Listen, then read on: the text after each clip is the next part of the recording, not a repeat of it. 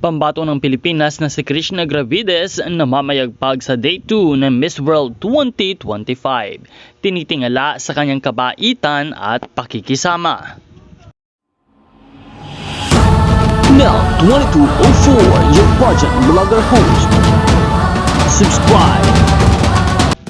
Magandang araw Pilipinas and good day pageant lovers. Good news dahil namamayagpag ang pambato ng Pilipinas na si Krishna Gravides sa ikalawang araw ng prestihiyosong Miss World 2025 competition.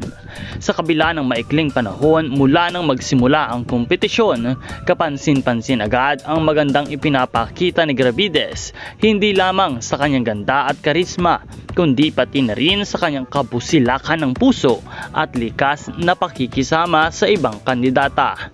Ayon sa mga ulat mula sa pageant insiders at fans, mabilis na nakabuo ng maraming kaibigan si Gravides sa hanay ng mga kandidata mula sa iba't ibang panig ng mundo.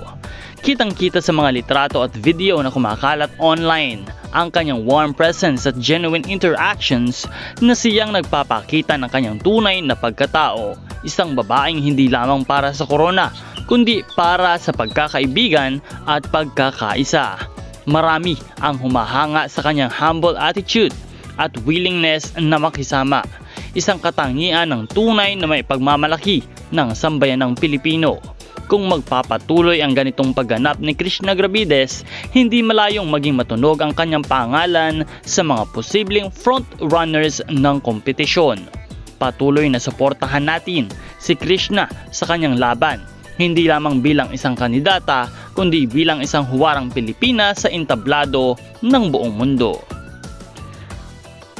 Patuloy din tayong umantabay sa channel na ito para sa lahat ng mga bagong updates at mga bagong balita para sa Miss World 2025 competition.